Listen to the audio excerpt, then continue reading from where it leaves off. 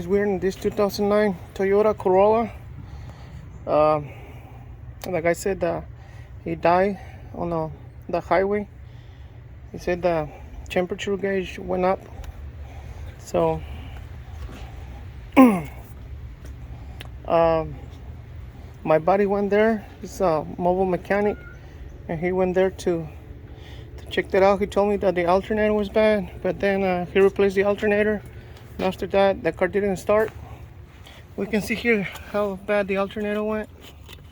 The pulley's totally messed up.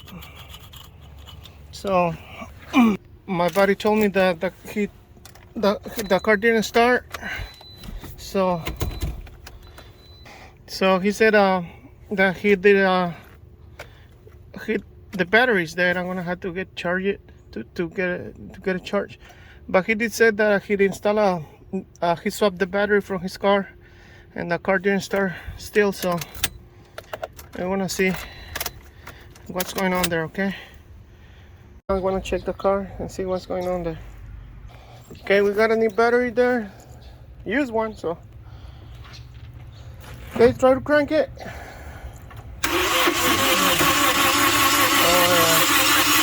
Sounds bad. Look at that. Go again.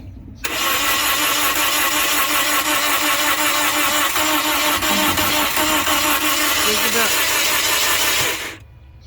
Go again.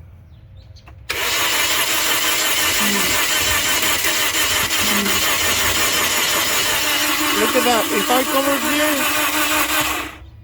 go, keep on going. If I come over here, look what happens to the water. So yeah, pretty much it gasket is down here. Okay, otra vez. Okay guys, I remove all the coils. I'll show you.